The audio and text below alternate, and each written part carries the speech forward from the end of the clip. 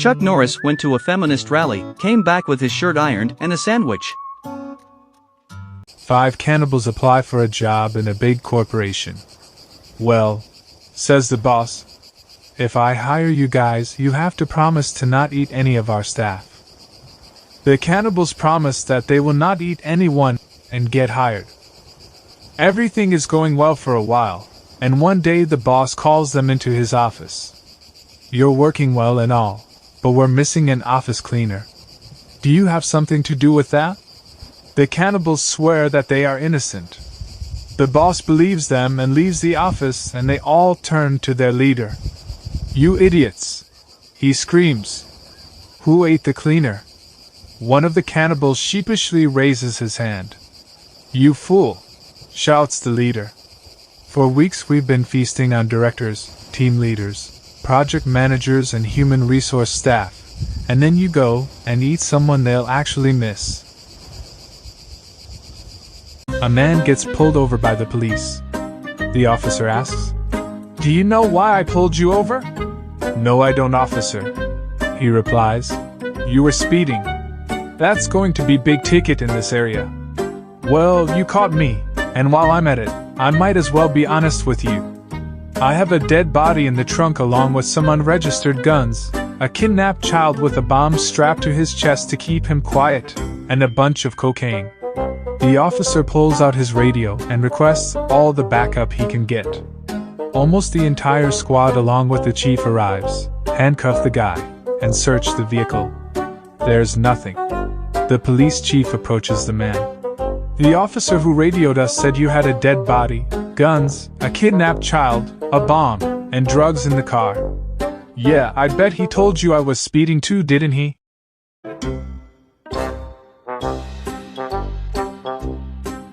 I love technically true jokes, like, if everybody in the world held hands around the equator, most of them would drown. Or did you know that after all these years, the swimming pool on Titanic is still filled with water? Or there are more airplanes in the ocean than submarines in the sky. Or people eat more bananas than monkeys. Or vending machines kill more people than sharks. Or, if you took the Washington Monument and laid it on its side, the police would have some very serious questions for you. Or outside of a dog, a book is man's best friend. Inside of a dog, it's too dark to read. Or what has 6 wheels and flies? A garbage truck. Or what's brown and rhymes with Snoop? Dr. Dre. Or blue whales are so large that, if you took one and laid it end to end on a basketball court, it would be very difficult to play basketball on that court. What's your favorite technically true joke? Please let us know in the comments. Trump went to meet Vladimir Putin in Moscow. They had dinner at the Kremlin and sat down afterwards alone for drinks and cigars and to discuss business. After a little bit, Putin asked Trump, "Hey, you want to see something?" And he rings a little bell that's sitting on the coffee table. A beautiful blonde walks into the room, kneels in front of Putin, and without a word starts giving him right there in front of Trump. A few minutes go by and Putin smacks the blonde once on the back of the head. She gets up, and without a word leaves the room. Putin smiles at Trump. "You want to try too?" he asks. "Yes," says Trump enthusiastically, "but please don't smack my head when you're done." "Daddy, I fell in love and want to date this awesome girl." That's great. Who is she? "It's Sandra, the neighbor's daughter." Oh, I wish you hadn't said that. I have to tell you something. But you must promise not to tell your mother. Sandra is actually your sister. The boy is naturally bummed out, but a couple of months later.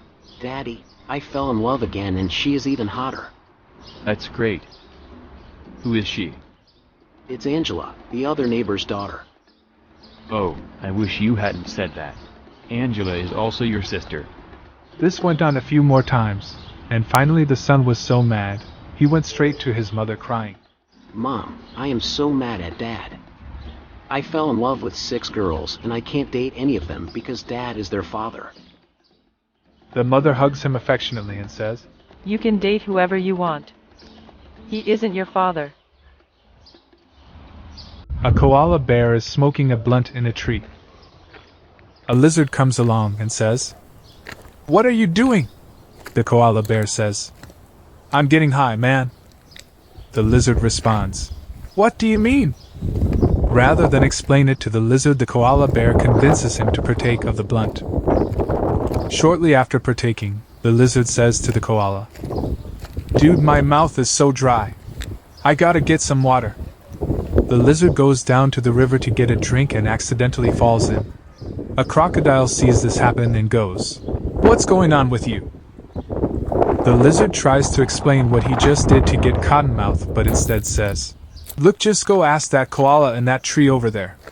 So the crocodile gets out of the river, walks over to the tree, looks up and says, "Hey you!" The koala looks down at the crocodile and says, "Damn! How much water did you drink?" 3 explorers are trekking through the Amazon. 1 explorer is from England, 1 is from France, and 1 is from New York. As they're pushing through the jungle, a local tribe ambushes and captures them. The tribe takes them back to their village to await trial by the chief. The chief presents himself to the explorers. "I have good news and bad news. The bad news is we caught you trespassing on our sacred lands. You will now be executed, and we will skin you and use your skin to make our canoes. The good news is you get to decide how you die." The Englishman speaks first. "I'll take a pistol, please." The chief hands the Englishman a pistol. The Englishman shouts, "God save the Queen!" before shooting himself in the head. His body is taken away to use his skin for the canoes. The Frenchman says, "I'll take the poison." The chief hands over a vial of poison. The Frenchman exclaims, "Vive la France!" before drinking the poison and dies. His body is taken away to use his skin for the canoes. The New Yorker ponders for a moment before saying, "Give me a fork." The chief, confused by his request, hands him a fork. The New Yorker then proceeds to stab himself everywhere. His neck, chest, face, legs, arms. Everywhere he could think of. After many, many self-inflicted stab wounds, the New Yorker falls to the ground, hunched over in incredible pain and bleeding to death. "What the fuck?" yelled the chief. "Why? Why would you choose to die this way?" The New Yorker, with all of his remaining strength, raised his head up to the chief, looked him in the eyes and said, "Good luck with your canoe, asshole." Jesus hears there is a Led Zeppelin concert in hell and really wants to go. He asks God if he can go, and after some negotiations God agrees, but only if St. Peter goes along. So Jesus and Peter go, they have a blast, and on the way back Jesus says to Peter, "Wouldn't it be great if we could get them to sing in heaven also? Can you call them and ask?" Peter dials the number, asks, nods a few times, a few yes, okay, I understand, and hangs up. Jesus anxiously asks, "So what did they say?" Peter says, "They said they don't sing for 4 people. A local bar was so sure that its bartender was the strongest man around that they offered a standing $1,000 bet. The bartender would squeeze a lemon until all the juice ran into a glass and hand the lemon to a patron. Anyone who could squeeze one more drop of juice out would win the money. Many people had tried over time, but nobody could do it. One day a scrawny little man came in, wearing thick glasses and a cheap suit, and said in a tiny, squeaky voice, 'I'd like to try the bet.'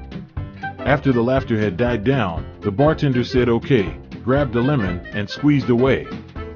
Then he handed the wrinkled remains of the rind to the little man. But the crowd's laughter turned to total silence as the man clenched his fist around the lemon and 6 drops fell into the glass. As the crowd cheered, the bartender paid the $1,000 and asked the little man, 'What do you do for a living?